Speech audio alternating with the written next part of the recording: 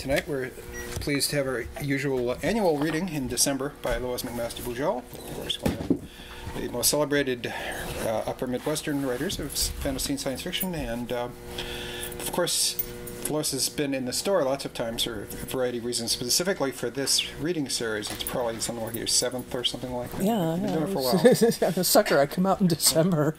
So take it away, Lois McMaster Bujold. Okay, yeah, it's very good to be here. Good to be not half an hour late because of a blizzard, which I have been several times in the past. I do this program sort of freeform. I usually start with Q&A in case there's any people, sort of getting in late that want to hear the front of the reading. And then I've got about a half-hour reading tonight, of which I make no guarantees because it might be something I won't finish. We'll see. That would be a first.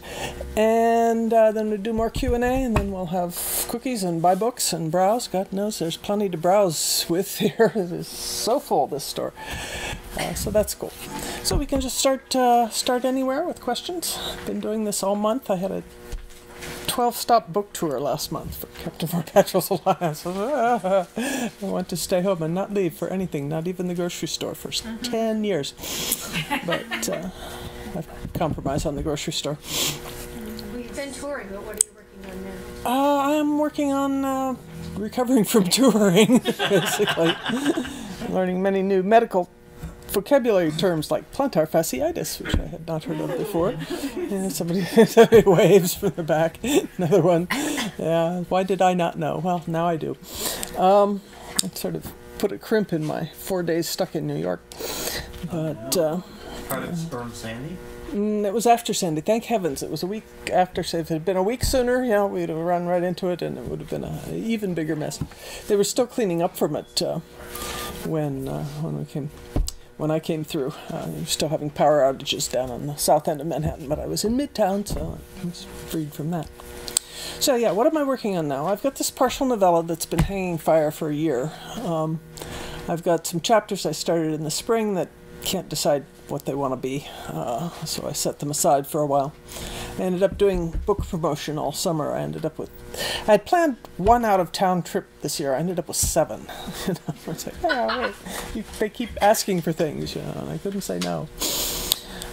So I've kind of let everything go and just did PR for a long time, which I'm getting pretty bored with by now. Like, can't we go back to writing books? But we're heading into Christmas, and it should be quieter now. So yeah, nothing. That's a very long answer to say not much. More questions. Yeah. I don't know if this isn't common. Is there a way for us to get like a printout of the British book cover so we could make a jacket for? Because that was pretty awesome. I was really loving that book cover. That one. Yeah, I don't know. Just with the little grep it offline and yeah. It was up on my website, so I would think you could. How much say do you get in the download it? In the jackets? Oh, in jackets. Well, that particular one I had a lot of say because those are direct placement ebooks. The one that you saw with the cross out, and what we're talking about is I just put up an e-edition of Captain Verpatrol's Alliance in the British UK market, for which I have rights, and now it's up on like Amazon and iPad, and British readers can actually buy it, which they usually couldn't when I was published by British publishers. So we'll see what happens with that. It just went up a few days ago. But the cover, which has got the spacescape, and all the spacescapes are public domain. That's how we have them. And Captain Verpatrol's Alliance has a Miles Verkosigan adventure with Miles Verkosigan crossed out and Ivan Verpatrol handwritten underneath it. People seem to like that. So I don't know. You could email me and I could send you a scan. But but you can just pull it off my blog if you like. I don't know whether you can pull pictures off a blog, but people seem to be able to. Worth a try. Yeah, people be able to take them from anywhere, or just off of Amazon. Yeah, I think you can copy the picture. Yeah, that's been an interesting market opening up. But yeah, as far as covers go, generally, I've had intermittent input, and no matter what the input is, the output is completely uncontrolled, as near as I can tell, which Jim Bain tried to tell me many times. He's very honest about it. You never, nobody is in charge here. You get input from the writer and the editor and the art director and the artist, and what you get back is a crapshoot. So So everybody's trying hard. Nobody is trying to do a bad job. So there's a very amusing cover that the Harvard bookstore made for Young Miles, one of the covers that they found particularly not aesthetic. So they did their own and put it on the book out in the shop. It was all done in the style of XKCD. Oh, nice. It's a trip. It's somewhere up on their website, and I posted it once. So covers are bizarre. Yeah, my foreign covers are even stranger. They get so unrelated. The Italians have a system of a sort where they buy the art and the books separately, throw them up at the air, and let them come down at random, and then put covers on books. I've got one of Orson Scott Card's covers on mine. I've got a C.J. Cherry on one of my Russian editions. It's like you would never guess. So covers. It's like I'm not nearly as panicked about covers as I was in the early days when I thought my career would sink or swim on the basis of a cover, because everybody has heard the story of Anne McCaffrey's The White Dragon by Michael Whalen that put her on the New York Times, and everybody wants that. But I think that was random chance. It wasn't actually intent on anyone's part. Stop clock is right twice a day. But evidently my career has been the triumph of word of mouth over cover art for 20 years now. It seems to be working, so I'm much less, it's a cover. Someday there'll be another cover. There'll be 13 other covers. None of them will look alike. I picked up somebody had a blog post the other day where they had pulled covers of the same book from like 6 or 8 different foreign publications and editions and put them up, and it's like, who knew that these were all the same book? After the translators get done, they may not be, but so it's after a while you just have to stop being a control freak and let it go, because otherwise you'll make yourself crazy. Other questions? Yeah. Have you been approached about doing a movie and possibly hiring the boys from Little People Big World to play Miles and Ivan? I don't know. I don't know what you're referring to, so I can't guess on that. Movies are decided by the producers. Those are the guys with the money. It's not decided by the writers. It's not decided by the directors. It is most certainly not decided by the book writers. So this is like a buyer's market and totally beyond my control. I have had 2 media rights sales. Way back in the late 80s, I sold my very first short story titled Barter, which had appeared in Twilight Zone magazine. Sold to a rather short-lived television anthology show called Tales from the Dark Side that was trying to be Twilight Zone. Yeah. And they made it into a half-hour episode that was had very little to do with my story. It's like, wait a minute. In my story, the housewife wins. What's wrong here? So that was a bit of a problem, but they gave me some money, and it was a learning experience. And then in the mid-90s, I sold actually an option on The Warrior's Apprentice to a major film company. And they made a script that was absolutely dire, and I was so relieved when the option ran out without it going any further, because it was like, how bad could it be, I wondered. And then I discovered much worse. I was in a writing group with Lois, and we used to go, I have Argon, we pass it around, read out loud until we burst in laughter, and then we handed it. Yeah, nobody could get more than about a page or 2 into it. What? So it was disastrous, but that was, that kind of. But it did pay for my move to Minneapolis, the option money. So it's like, thank you. I must be grateful for that. And that was good. So I'm just, I'm waiting now. Somewhere out there's a 13-year-old fan of mine who will grow up and be a movie producer. And 2 decades after I die, he will make a really good movie. And in the meantime, we're not worrying too much about that anymore. David is getting older, though. Yeah. Any other questions here? We can talk about writing process. We can talk about publication, arcana. How was your visit to Massachusetts? I Googled your book tour and found that you had stopped in Worcester. Yeah, Worcester. Worcester, I think, is how they pronounce it up there. Yeah, it was okay, except for the blizzard. The blizzard that I didn't have here tonight, I had in Worcester. I had had a rental car and driven over from Albany and just got in ahead of it, and then it kind of closed down, and the guy who was supposed to be picking me up and taking me to drop off the rental car kept calling, "I'm only a mile away, but we're only moving about a mile an hour." The traffic was wall-to-wall. So by skipping taking back the rental car that night and dinner, I actually arrived at my program on time, where, amazingly enough, about 8 other people had made it in, so it was all worthwhile. We had a nice sort of conversation. So yeah, the Boston area was good. I had a very interesting... It's always interesting to meet the escorts. No, I meant this high end now. If you go on a book tour, they have an escort, a hired person who meets you at the airport or wherever and schleps you around, make sure you get there, because they have a car and they know the area, and they've been doing this usually for a while. Every once in a while I get a newbie, and then I have to tell them what to do. Calm down, it'll be fine. But he was an interesting fellow. He had a retired English professor who had also been a pilot and a sailor, so he had interesting tales to tell. The most interesting person that he had taken around as an escort on book tour was Buzz Aldrin. They even make astronauts go on book tours. I felt less bad about it at that point. We all suffer. And so that was cool. Has anything in your background become obsolete yet? Oh, tons of things, I'm sure. Because I'm 63, you know, everything from everything up to 2005 and perhaps later, I guess. In terms of my writing, or in terms of my life, yeah, I guess a lot of things. Yeah, the Vorkosiverse started in 1982 when it was much more bleeding edge than it is now. It's getting a little creaky in places. But that's the... one of the hazards of writing a long-running series is that you find yourself locked into early decisions that you made that you now cannot change because it's part of the underlying structure of the story. So you either hop to another series or go write historical fantasy where you can't be obsoleted quite as readily. So there's a bunch of solutions to that. Chalker just has his hero push the reset button on the universe. I find that off-putting. I think if you're going to do that, just start over with something else altogether. Are there early decisions you made that you kind of bump up against more than others?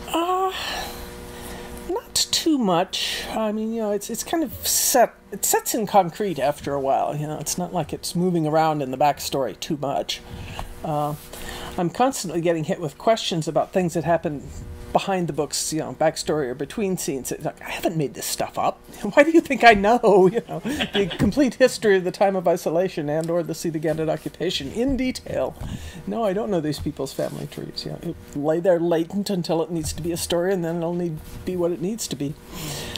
Yeah. Am I correct in guessing that you know a little more about the Sea-the-Gannett occupation now than you did before you started Captain Vorpatrol's Alliance? Oh yeah, lots more details, yeah. I had the broad outline, everything has to fit in the blanks that you leave, which makes leaving a lot of blanks a good idea because you can exploit them later. Frustrates the heck out of the fic writers, I understand. Why doesn't this person have a name? Yeah. What was it like getting into Ivan's sitting head? over there. You did it a little bit civil campaign, but it had mostly been very miles up until then, and then you started doing some other ones. Back and get stuff. Yeah. What was it like being in Yeah, switching characters is a lot like switching universes. It's almost like it's a really big change because it recenters the whole world. Every character is the center of his own world, and it goes out, equally from infinity. So if you go from one end to another, you have to kind of reboot the universe. Speaking of rebooting the universe, because the universe as Ivan sees it is not the universe as Miles sees it, is not the universe as Cordelia sees it. If I'm doing a multiple viewpoint book like Captain Vorpatrol's Alliance and like the Spirit Ring, I have to sort of ease myself into the headspace of each character that I'm writing and remember who I am at that point. So it's a little tricky. But yeah, Ivan, people kept wondering if he had hidden depths, and I kept trying to say, no, he has hidden shallows. This is Ivan we're talking about. What you see is what you get, kind of. So I did that a little with the civil campaign. So I had kind of a essay with him, had a trial run.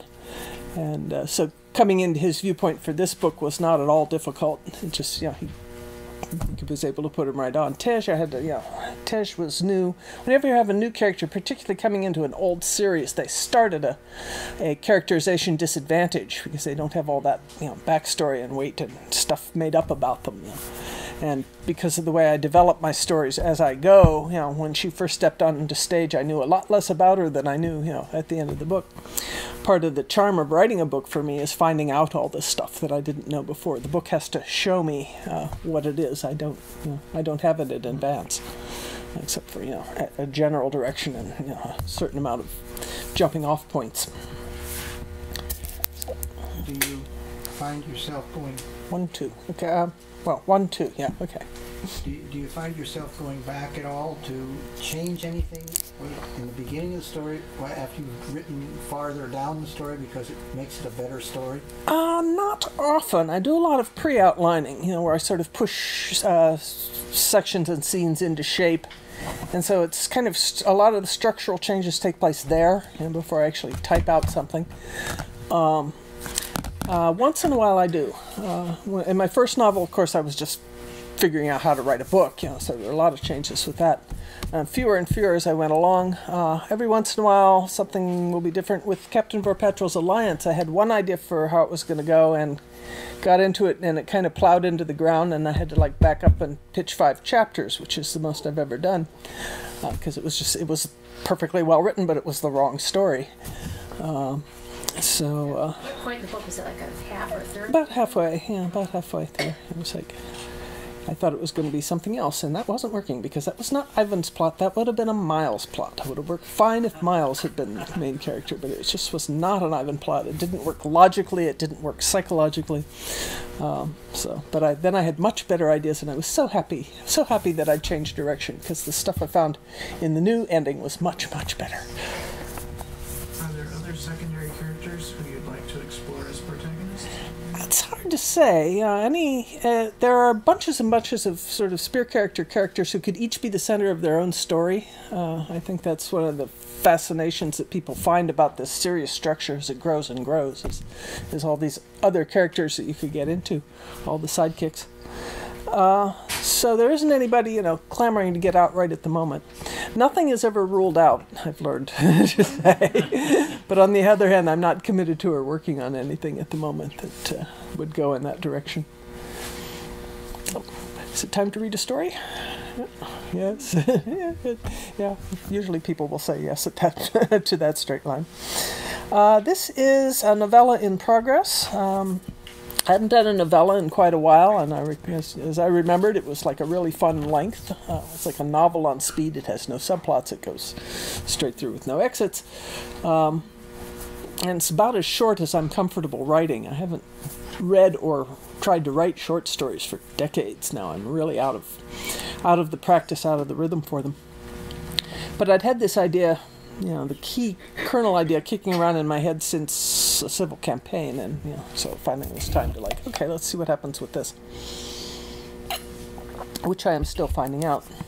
It does not have a final title yet, and since you're all Bujold readers, I expect you will probably don't need an introduction either. You'll figure out where and what we're doing pretty quickly. The lift van banked. Vadam Sammy, the district ranger piloting, pointed through the broad canopy. The boundary of the Vashnoy exclusion zone is in sight, Lady Vorkosigan. Just there. The Cateran peered. The cleared fields and scattered farmsteads had petered out a few kilometers back. Below the van stretched a rolling, undifferentiated carpet of mixed native Barrieren red-brown and invasive earth-green vegetation, scrub and trees, broken by an occasional glint of stream or patch of meadow or swamp. How can you tell? Her husband Miles, who had been uncharacteristically quiet during the half-hour flight from the district capital of Hassadar, leaned over between the front seats. There are warning signs posted, on stakes or tacked to the trees every 10 meters for the whole 200-kilometer perimeter of the zone. One of the ranger cadre's jobs is to walk the boundary once a year, record the ambient radiation, and replace any signs that have fallen down with their trees or whatever. We move them inward a few meters every year where we can, said Vadam. It's something. And just the signs are enough to keep people out? Asked Enrique Borgos from the back seat beside Miles.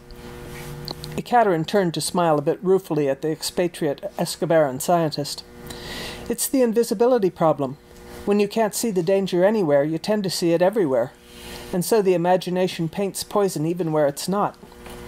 Enrique considered this, rubbing his nose. I'd want a rad scanner myself. Miles shrugged.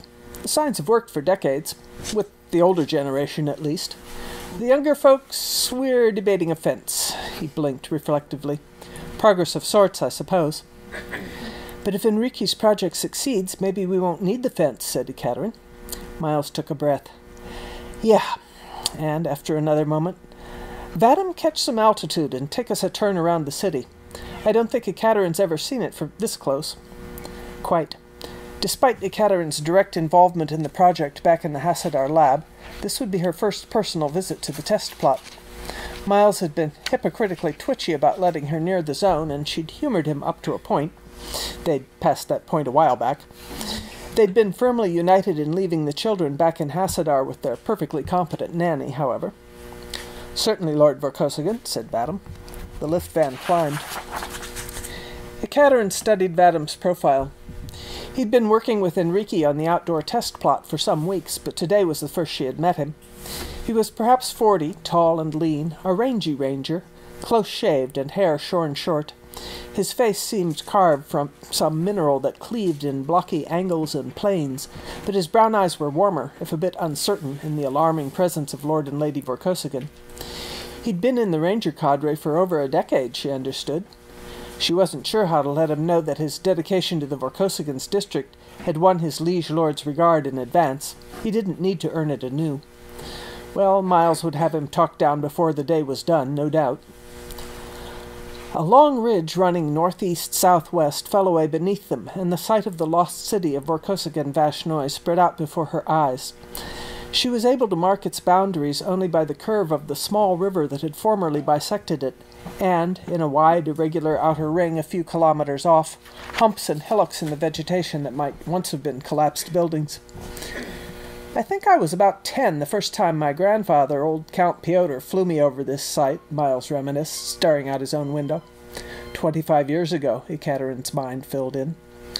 There were these big glassy patches running here and there which were said to glow blue in the dark, though that might have been a campfire tale. The scrub and weathering seemed to have finally broken them all up.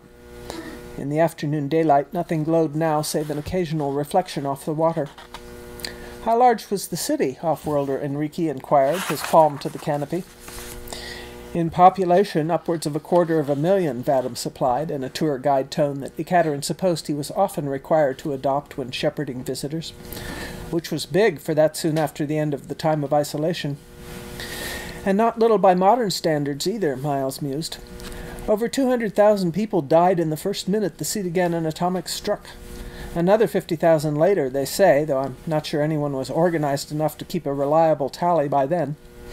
80 years and several wars ago, though in the Barrier and mind the Cedagandan invasion was still the big war, the real war, the crucible of the Imperium.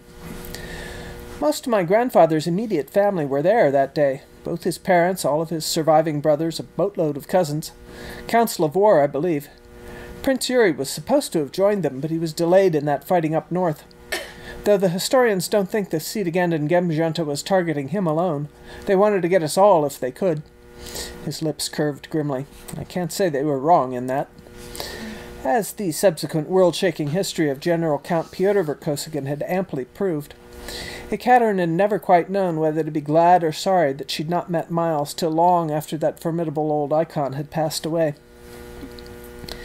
My Da says he never saw my grandfather make a memorial burning for that part of his family, Miles went on. And nor did I, come to think. I asked him about it once, just about at age 10, probably, that being when I'd first become curious about it all. He said this, a wave of his hand took in the scene sweeping silently below, had been burning enough. A grimace of Vadim's lips signified agreement.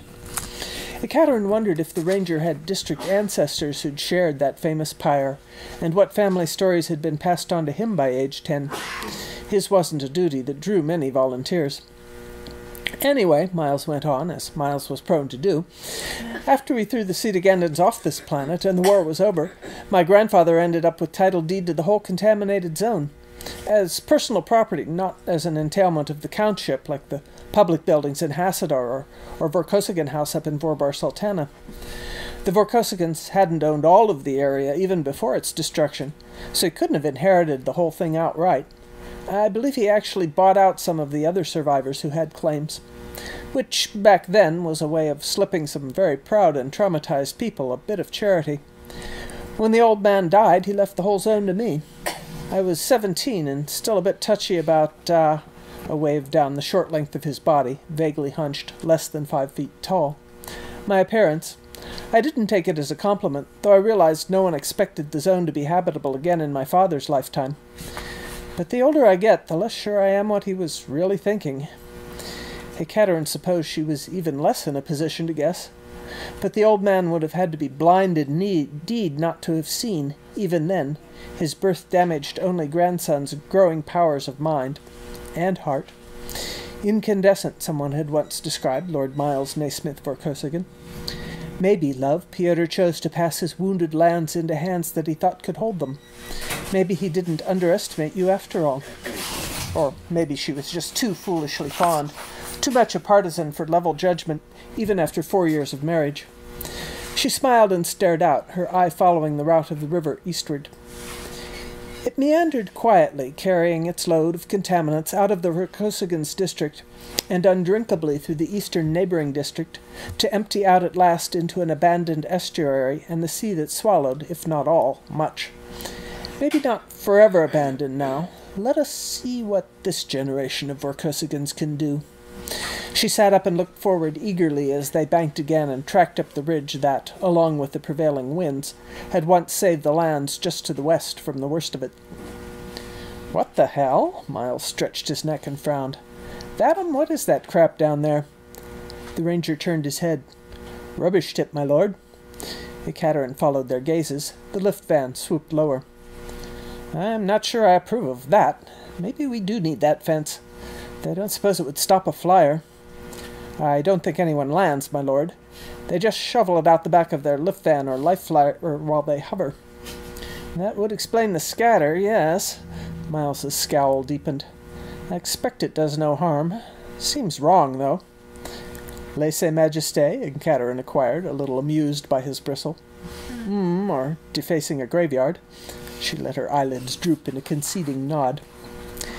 In a few more moments, the lift van slid down to thump to a landing at the edge of a patch of woods and meadow otherwise indistinguishable from its surroundings.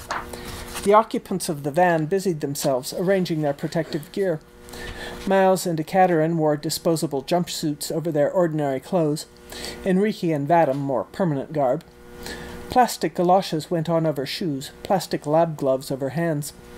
Miles watched anxiously as Ekaterin pulled on her hood and sealed her face mask, a simple half-cylinder of clear plastic with a filter arrangement. She watched back a little more sardonically as he sheepishly adjusted his own. At the last moment, about to jump down from his seat, he bethought himself of his cane and slipped a double layer of plastic glove over the ferrule and self-tied it with the floppy fingers. Everyone checked their dosimeters, then finally piled out. Ekaterin nodded to the dosimeter hanging at Vadam's waist. "Does the lifetime limit on exposure curtail your career as a ranger?" He shrugged. "It's more important for young people than older ones, and the treatments keep getting better. I hope to stay just behind that moving line for as long as I can." "Technically," Miles put in, "I passed my lifetime limit halfway through my space career. You can't take that stuff too seriously or you'll be paralyzed. Anyway, there's gene cleaning now." Vadam gave a heartened nod at this elastic view of safety protocols and followed his little liege lord as he stumped toward the experimental plot. Ekaterin fell in beside Miles.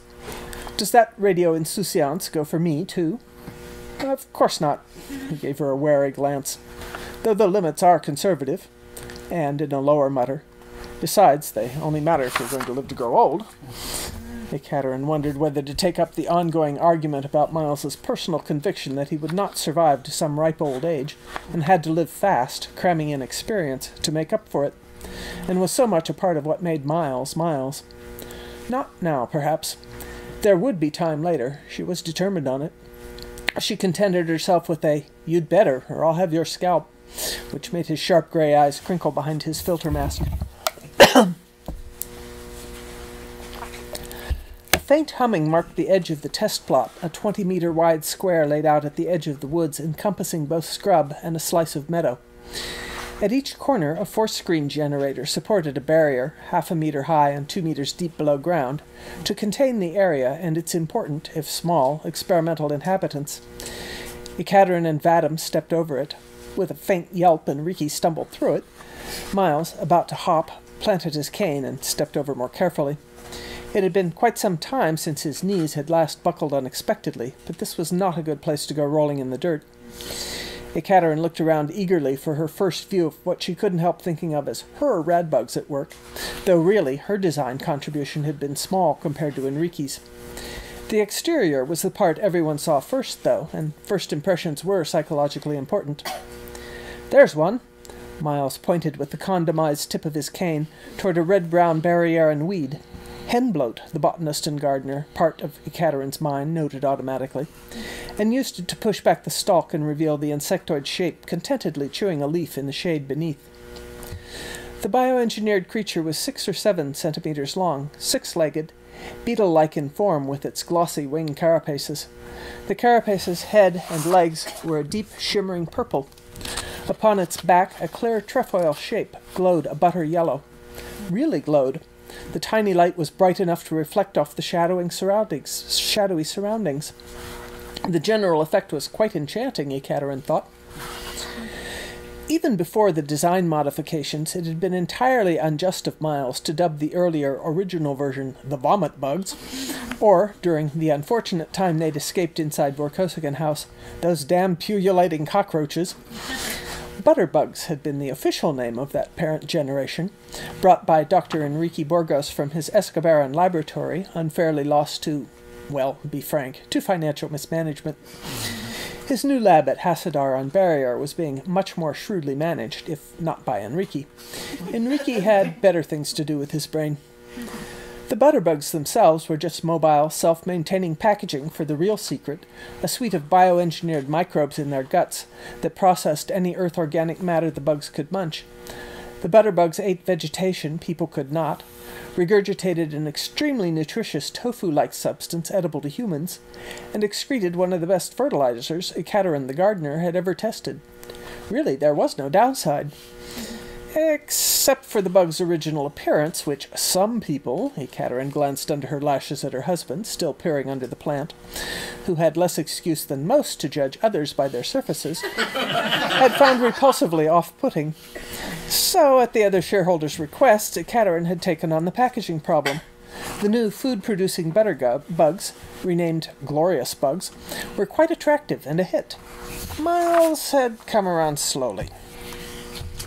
Miles had come around a lot faster, though, when Enrique floated the tentative notion of a bug that might eat radioactively contaminated matter, chelate the heavy metals to a clay-like substance to be regurgitated at collection points, and excrete what was, to all intents and purposes, clean, fertile soil. The lab had suddenly found itself generously funded for the new project from Lord Vorkosigan's personal purse. And Dr. Burgos, who was not a slow learner despite his youth, the man was not yet 30 even now, had this time come to Lady Vorkosigan for design tips first. She was quite proud of her motif for the bugs, redubbed rad bugs for their new task. It had been her notion, though Enrique had carried it out, to make the warning signs built into the bugs' backs glow the more brightly, the more contaminated the bugs became, making it instantly apparent when they were safe or not to handle, and to what degree. "Dear God, that's disturbing," muttered Miles, staring at the glowing radbug. "Oh, but it's working!" Thrilled, Ekaterin bent down for a closer view. Miles hung back. The little creature munched on, oblivious to the varied emotions of its observers. "Aha!" cried Enrique. Ekaterin and Miles came quickly across to where he was crouching over a tiny mound of dull gray pellets. He unhooked his rad scanner from his belt and passed it over the pile. Its discontented-sounding twitter rose abruptly in pitch and volume to a wail. "Wow," said Enrique, making a hasty record of the readout. "This stuff is hot." Miles took a look past his shoulder at the reading, which Enrique obligingly tilted his way. His eyebrows shot up. "By damn." Enrique straightened. It looks like you may have to address that disposal problem earlier than you thought. Really, this reverses the usual method of cleanup, which is to dilute and dilute till your matrix is no worse, or a little worse than whatever you suffer for the normal background. This undilutes, concentrates. He went off to fetch a trowel and knelt again to scoop up a sample into a lead-lined jar to take back to the lab for further analysis. He handed it off to Vadam, who carted it gingerly away to stash in the lift van. I admit, said Miles, watching all this closely, that my desire to make a permanent end to this crap by taking it up to orbit and firing it into the sun is mitigated by visions of some horrible transport accident. Bending it up and sinking it in the most active subduction zone on the planet might be safer as well as cheaper. At least humans don't pull food from the Barrier seas. Yet, said Ekaterin, there are projects in the works, I understand. Well, if we do nothing, which is what we have been doing for the past 8 decades, it ends up in the sea all the same. Just getting it away from the coast has got to be an improvement. May I suggest final decisions should wait on further testing, Miles, said Enrique. Depending on how the profile of other heavy metals works out, there might be commercial applications for this waste. It might even turn out to be a product. It's already far more concentrated than any natural ore. What other heavy metals? I thought we were going after the residual strontium, cesium, and samarium, mainly, and that bloody plutonium, with which the Cetagandans had salted the bomb on purpose, to the outrage of more people than just the Barrierans. The first sample I took last week did show a good harvest of those, but also traces of several surprises, including platinum. Platinum, said Miles. How are the radbugs finding platinum here? Atom by atom, evidently. Enzymes, you know. Enrique got a familiar, faraway look in his eye. Which gives me an idea for addressing gold mine tailings. You know, those dumps from old, inefficient mining operations. I'm sure whatever you people had back in your time of isolation was horribly inefficient. They're known to be laced with the metal, but there has been no way to safely and economically extract it. If I could design burrowing bugs, worms, something, they might... Talk to Martia, Miles advised. Or Mark. Sounds like their department. I just want... Miles trailed off, looking around through the lengthening afternoon shadows in the scrubby woods. To redeem his family's liege dead? To prove his worth to his late grandfather again? This was a pursuit that seemed, in Ekaterin's observation so far, to have no end for him. In any case, she joined him as he strolled the perimeter of the plot, chewing his lip under his mask and staring out into the lovely, lethal landscape. Good heavens, said Enrique, which drew them both back to the Escobaran shoulder in a hurry. He had picked up a stick and was prodding at a radbug easily twice the length of the one they'd seen under that hen bloat. The bug hunkered down with a surly little hiss. That's not a queen, is it? Said Miles uneasily. No. All the radbugs here are sterile workers, though they do molt and grow throughout their lives. They are supposed to go back and die on the waste piles when they reach the end of their life cycles. One of the things this plot is supposed to tell us is how long the average worker can survive in the field. I was expecting to have lost a few already, though of course some insects are extremely radiation resistant. His eyes narrowed, picturing something, or the absence of something. He went to the nearest waste pile and poked it with his stick. No purple body parts shimmered among the lead-like pellets. Looking abstracted, he went off to locate several other little piles scattered around the plot. Looking chary, Miles followed along. Enrique glanced up from the last of these and smiled a bit thinly. I wonder if you three could help me out here. Space yourselves evenly across the plot and count all the radbugs you see. Be sure to look under things, logs and whatnot. Obediently, Miles, Ekaterin, and Vadam did so. Enrique took the far end of the sweep. Miles did good work with his cane, startling several bugs out of hiding from rotting timber and leaf litter. They waddled off in purple and gold gleaming flashes. 29, Miles reported. 17, said Vadam. 23, said Ekaterin, and looked to Enrique, whose lips were still moving. 26, he said at length. 95 total, said Miles, who was quick at that sort of thing. Is that good or bad? Well, it's puzzling, because I released an even 200 here last week. Miles drew a long, long breath through his filter mask. Enrique! He took visible control of his temper, always a bit edgy around the bugs. History. Could they have flown out over the barrier? No, they don't have wings. Enrique picked up a not-too-glowing bug in his gloved fingers and folded up its carapaces to demonstrate the unfunctional wing nubs beneath. Miles recoiled, only slightly.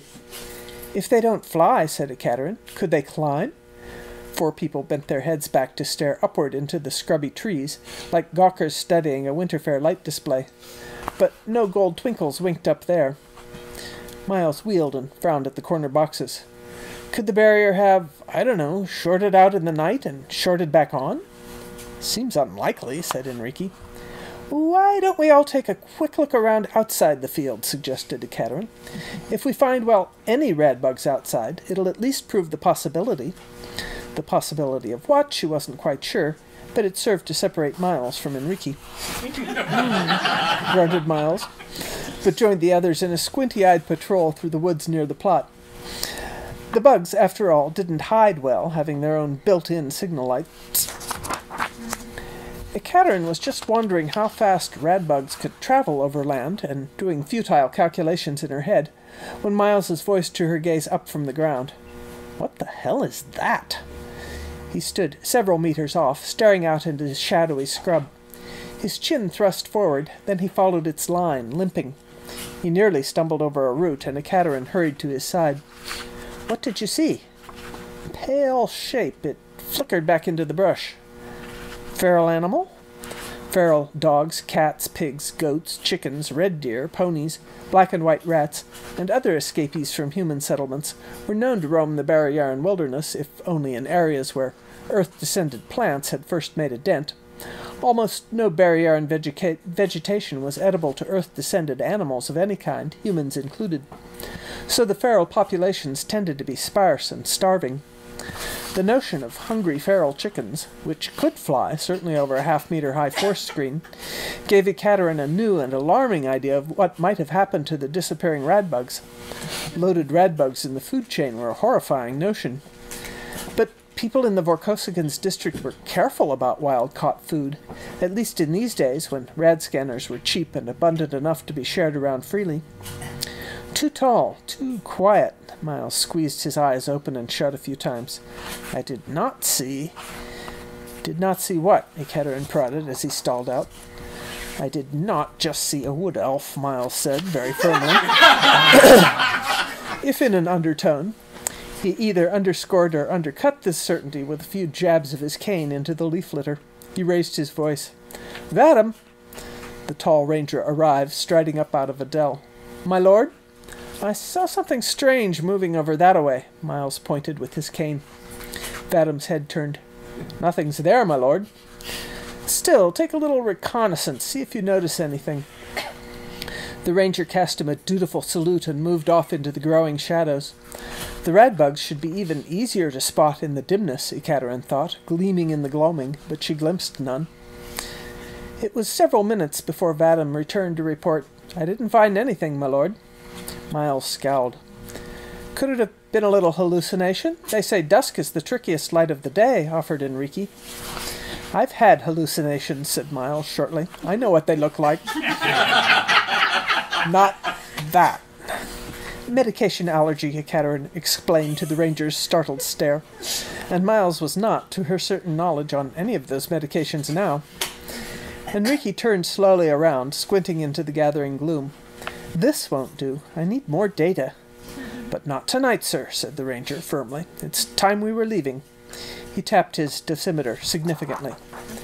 Reluctantly, the party allowed itself to be escorted off to the lift van. And that was the opening scene of this thing. It's science fiction! It's got science in it! For a change! About time we had some more science in our science fiction. So, we will see what happens to that. It needs another half is what it needs right now. We'll see where it goes. Some rising and falling action would be good, too, instead of people sitting around talking to each other for pages on end, even if they are interesting people. So we'll see what happens.